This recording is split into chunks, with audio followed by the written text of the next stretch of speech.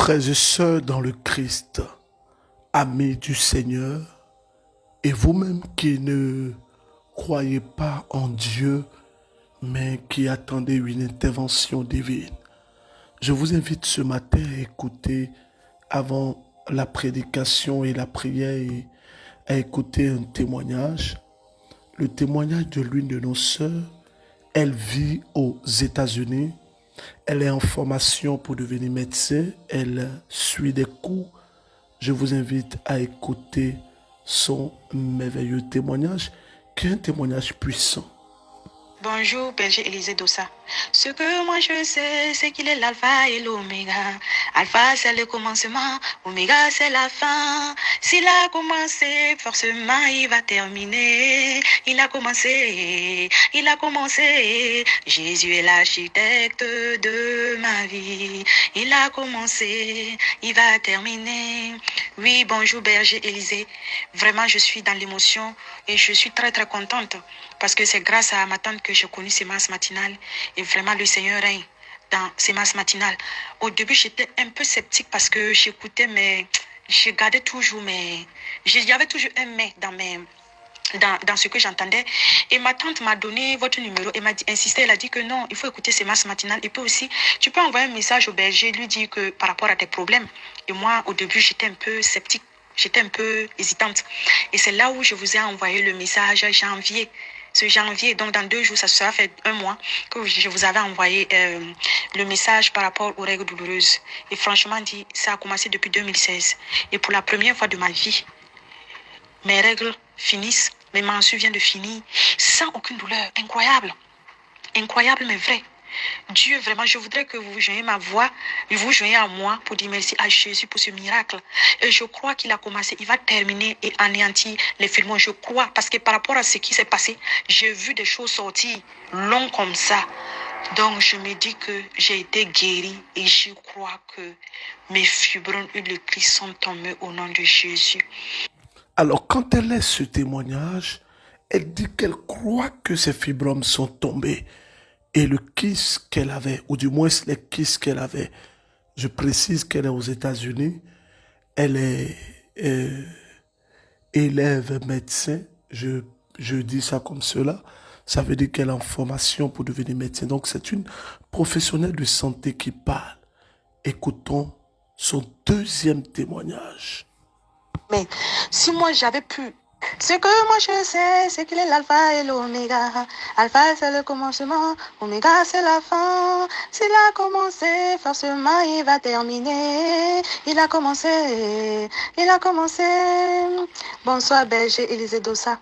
C'est avec le cœur en joie que je voudrais témoigner de la grandeur de notre Seigneur Jésus. Au début, j'étais un peu sceptique par rapport à la séance matinale. Grâce à ma tante, elle a tellement insisté et elle m'a envoyé le numéro qu'il faut seulement envoyer le message au berger. Chose que j'ai un peu hésité au début. Et après, j'ai dit que ok, pourquoi pas. J'ai juste écrit et j'ai dit que parce que j'étais allée à l'hôpital et on m'avait dit que j'avais 4 fibromes et j'avais des règles douloureuses intenses. Et je me rappelle, je vous ai envoyé le message en janvier, le 22 janvier. Et j'étais là assise. Comme ça, parce que moi aussi, j'aime écouter beaucoup les chants d'adoration. Et quand je vous ai envoyé le message, vous n'avez pas répondu. Donc, je suis moi passée dessus. Je n'ai plus fait allusion à ça. Maintenant, février arrive, mes premières règles viennent. Et je sens que ça me fait pas. Je dis, waouh. Je dis, qu'est-ce qui est en train de se passer? J'appelle ma tante, je dis que, j'ai eu mes règles, mais cette fois-ci, ça m'a pas fait mal. Deuxième mois, je gagne les règles. Ça me fait pas mal. Et ce qui m'a le plus choqué, c'est que le mercredi passé autour de 19h, je sens que Jésus m'a opéré au niveau des fibromes. J'étais à la cuisine, je préparais et je sens comment, sans douleur, je sens comment quelque chose est en train de couler au niveau des pieds tellement que les fibromes tombaient. Et façon dont j'avais mis les trucs de femme qui attrapent là, ça s'est arrêté, mais ça dit que c'était comme quelque chose qui venait beaucoup. Donc, ça a traversé les pieds. Et moi, j'ai quitté de la cuisine pour entrer dans la douche. Et quand je suis arrivée à la douche, quand je me suis assise, quand je suis arrivée dans la douche, Ce qui est sorti, mon Dieu, ça tombait, ça tombait, ça tombait, ça tombait. C'était que des cailloux qui tombaient. Je dis que, mais si moi j'avais pu prendre les cailloux de sang, je pense que ça pouvait même remplir la moyenne boîte de yaourt, que ça pouvait remplir ça. Et je rends témoignage à Jésus. Je voudrais dire à tous ceux qui sont hésitants de croire vraiment à la puissance de Dieu et d'écouter beaucoup ces masses matinales. Car moi, au début aussi, j'étais un peu réticent, mais aujourd'hui, je témoigne de la grandeur et je témoigne de ce que le Seigneur a permis à son serviteur que vous êtes berger pour pouvoir aider le peuple de Dieu. Ma sœur, nous nous réjouissons avec vous. Alors, je suis Élisée Dossa, le berger fondateur du ministère catholique Miséricorde. Bienvenue à cette séance matinale. Aujourd'hui, nous sommes le mardi 19 mars 2024. Disposons-nous et laissons le Seigneur nous rejoindre.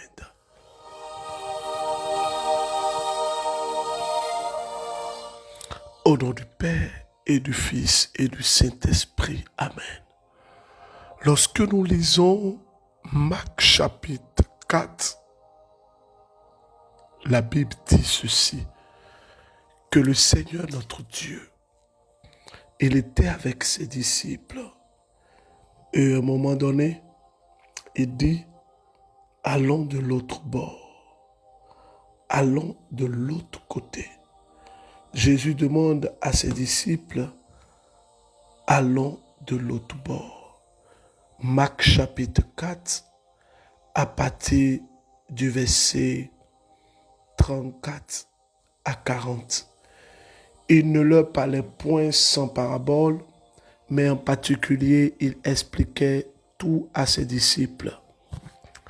Le verset 35. Ce jour-là, sur le soir, il dit, passons à l'autre bord. Ayant renvoyé la foule, il prit avec eux Jésus, tel qu'il était dans la barque, et d'autres petites barques l'accompagnaient. Alors s'éleva un tourbillon de vent impétueux qui poussait les flots contre la barque, de sorte que déjà elle se remplissait d'eau.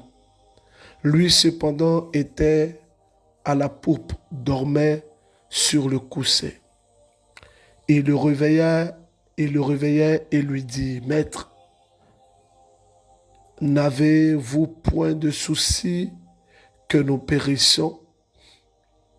Jésus, étant réveillé, menaça le vent et dit à la mer, tais-toi, calme-toi.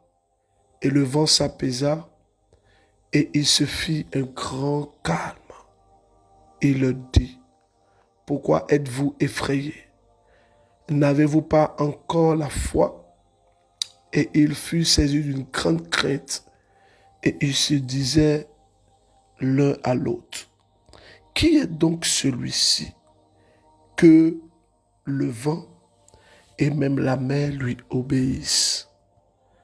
Que Dieu bénisse sa parole. Frères et sœurs, c'est ainsi que se termine l'évangile de Marc, le chapitre 4. Alors pourquoi je lis ce texte? Voici que Jésus est en train de prêcher, la foule était là, et il dit à ses disciples, allons de l'autre bord, traversons la mer et allons de l'autre bord. Quittons ce peuple et allons vers un autre peuple. Quittons cette zone et allons vers un autre endroit. Quittons et allons. Passons de l'autre bord. Et la Bible dit que Jésus monte dans une barque. Il y avait d'autres barques avec lui. Et d'autres, c'est d'autres avec S. Ça veut dire que c'est au pluriel, d'autres. Et si nous savons que le pluriel, c'est la pluralité, Ça veut dire qu'il y avait au moins 2 bacs avec la bac de Jésus. Pour faire simple, Jésus est en train de prier, prêcher à la foule, pour être plus exact à la parole. Et il dit à ses disciples, allons de l'autre côté là-bas. Alors lui monte dans une barque et il y a au moins 2 autres barques qui l'accompagnent. Et quand il monte sur la barque et commence à pagailler, voici ce qui va se passer. Il y a le vent qui se lève, la tempête qui se lève, les tourbillons qui se lèvent, mais qui se lèvent contre la barque de Jésus. Pourtant, Jésus dort. Il est en train de dormir. Ma question, pourquoi le vent et la tempête ne s'abattent pas sur toutes les barques, mais uniquement sur la barque de Jésus? Le chapitre 5 va nous donner la révélation. C'est vrai que Jésus a menacé la tempête, mais le chapitre 5 va nous donner la révélation. Je lis le chapitre 5. Marc chapitre 5 à partir du verset 1er et suivant. Ayant passé la mer, il arriva au pays des Géraséniens. Et comme Jésus sortait de la barque, tout à coup, vint à lui du milieu des sépulcres un homme possédé d'un esprit impur. Il avait sa demeure dans les sépulcres et nul ne pouvait le tenir attaché, même avec une chaîne, car on l'avait souvent chargé de chaînes aux pieds et il avait brisé les chaînes et rompu les liens, de sorte que personne ne pouvait le maîtriser. Sans cesse, de jour comme de nuit, il errait au milieu des sépulcres, sur les montagnes, il criait et il se déchirait la peau avec des pierres. Oh, les démons sont mauvais. Hein? Le verset 6. Ayant aperçu Jésus de loin, il accourut se prosterner devant lui. Ayant poussé un cri, il dit d'une voix forte, « Qu'avez-vous à faire avec moi, Jésus, fils du Très-Haut?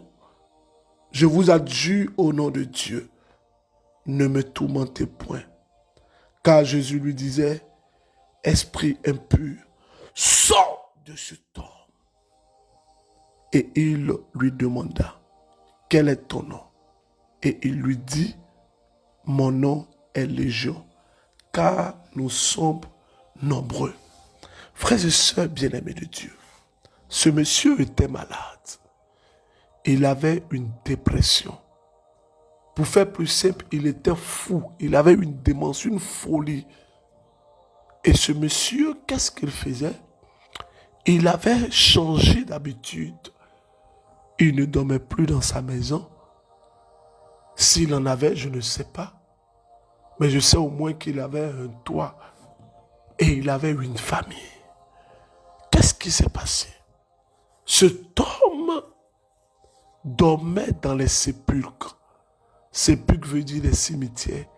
Imagine le cimetière de ton quartier. En Côte d'Ivoire, à Abidjan, nous avons le cimetière de William Civil, qui est connu, c'est un grand cimetière. À Bassam, nous avons le cimetière de Grand Bassam, qui est situé à Zureti. Et, bon, on va dire au Bénin, je ne connais pas trop, mais à PK14. Au Togo, il y a des cimetières. Ce monsieur, il vivait là-bas. Or, nous savons que les personnes qui vivent dans les cimetières sont des personnes qui, peut-être, travaillent là-bas, qui ont des obligations, mais lui, il ne travaillait pas là-bas. Il n'avait aucune raison de vivre dans les cimetières. Ce qui veut dire qu'il y avait un problème qui n'allait pas chez ce monsieur. Il criait, il prenait des pierres, des cailloux et il se déchirait la peau. Ses frères, ses amis ont essayé de le garder à la maison en portant des chaînes à ce frère jusqu'à ce que sa situation se stabilise et qu'il redevienne normal. Mais l'auteur sacré dit quoi? Il criait et il brisait les entraves, les chaînes qu'on lui mettait. et ils retournaient dans les sépulcres. Écoutez-moi bien. Lorsque dans Marc chapitre 4, Jésus dit « Allons de l'autre bord », Jésus sait ce qu'il fait. Il veut aller de l'autre bord parce qu'il y a quelqu'un qui vit une situation anormale. Quelqu'un qui vit dans les sépulcres, qui prend des pierres, qui se déchire la peau et qui crie. Jésus dit « Allons de l'autre bord ». Et dès qu'il décide d'aller de l'autre bord, qu'est-ce qui se passe? Voici que la tempête se lève, le vent se lève. Toutes ces choses se sont levées parce que Jésus a dit allons de l'autre bord. Et ces choses se sont levées sur et contre la Pâque de Jésus. Tout est lancé à le déstabiliser. Mais Jésus dormait. Frères et sœurs, plusieurs personnes n'ont pas idée du fait qu'elles vivent des situations de maladie, de démence, de paralysie, de blocage, des situations d'échec à répétition.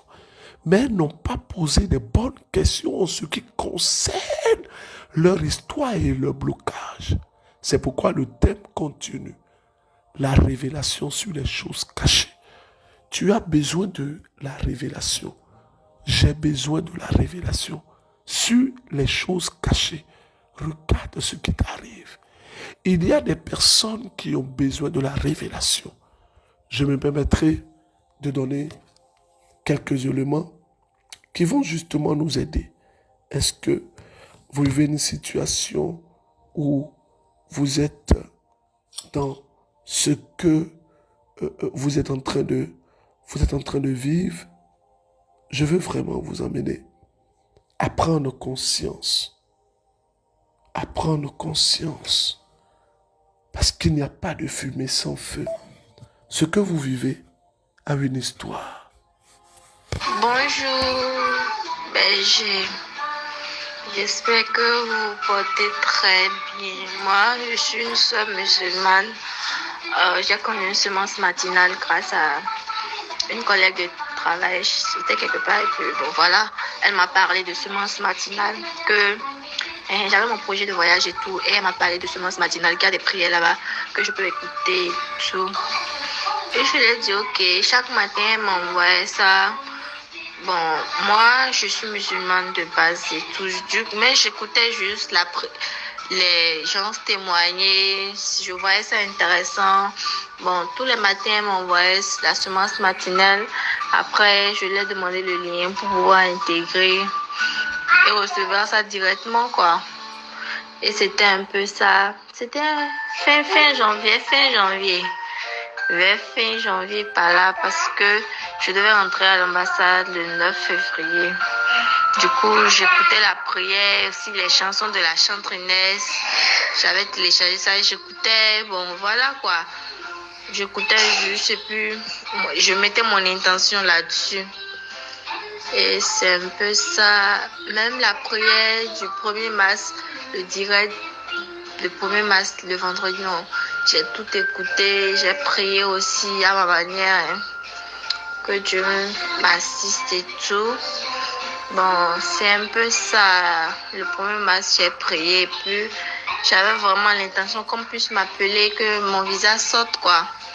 Et le 5 mars, l'ambassade m'a appelé que je peux passer le 7.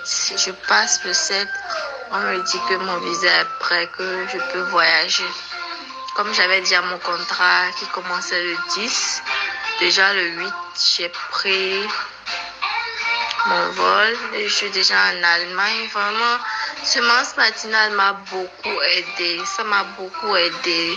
Les prières, les témoignages des gens, je me connectais à leur joie. Et bon, voilà quoi. Alors, nous voulons rappeler à toutes les personnes qui écoutent Sémence Matinale, qui envoient peut-être Sémence Matinale à des personnes qui ne reçoivent pas des bonnes réponses. Écoutez, continuez. Le Dieu de Sémence Matinale est le Dieu de la vérité. Il opère, il touche, il visite et il transforme. Cette attitude et des faits de vie qui vont nous emmener à comprendre que ce que nous vivons n'est pas quelque chose de simple et de naturel. Premièrement, les cas de maladie. Vous pouvez être malade, faire des examens, aller voir des médecins, pousser le diagnostic et rien à voir. Vous pouvez comprendre que pendant que vous êtes en train de chercher une solution, il n'y a pas de solution. Bonsoir berger Élisée Dossa. J'aimerais rendre grâce à Dieu pour tous ses bienfaits. Hier, j'ai suivi la prière en ligne. Pendant le temps de la procession, j'ai dit au Seigneur, c'est vrai que je ne suis pas physiquement sur le lieu, mais le Seigneur qui est le Dieu des armées qui guérit, qui puisse vraiment me guérir parce que j'avais une douleur au niveau du pouce droit. Je ne pouvais pas plier ce pouce. Et pendant la procession, j'ai dit au Seigneur de me guérir véritablement. Et le Seigneur m'a guéri parce que je sens une amélioration. Je peux plier ce pouce-là. Je dis merci à Dieu pour tous ses bienfaits. Et ce qu'il a commencé, et je crois qu'il va terminer. Je lui rends toute la gloire. Nous croyons également, lorsque vous vivez une situation de maladie et qu'après tous les examens, les médecins sont unanimes que vous n'avez rien, ou du moins, il y a des examens qui doivent normalement vous donner l'information sur votre mal.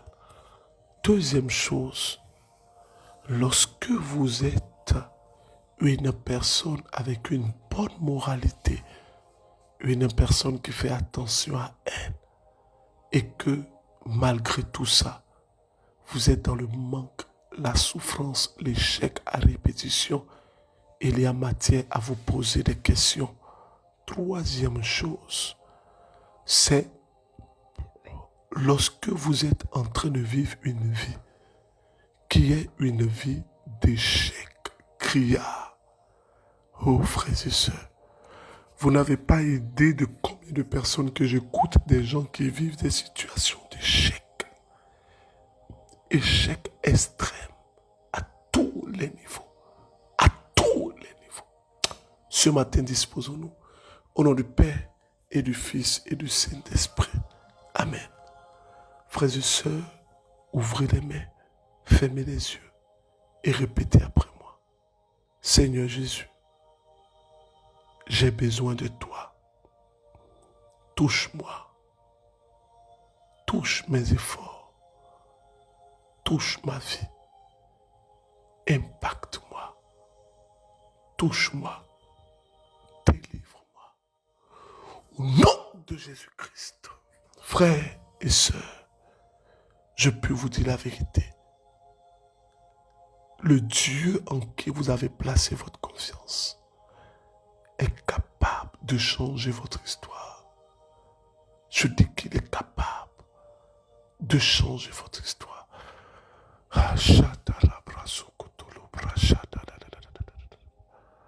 Deux textes à méditer. Marc chapitre 4 et Marc en son chapitre 5. Que Dieu notre Père, le Créateur du ciel et de la terre, vous bénisse. Qui touche chaque aspect de votre vie. Je casse les chaînes au nom de Jésus-Christ. Que Dieu vous bénisse. Que vous bénisse. Je ne sais pas pourquoi j'insiste, mais que Dieu vous bénisse. Amen. Au nom du Père et du Fils et du Saint-Esprit. Amen. N'oubliez pas de partager la sémence matinale.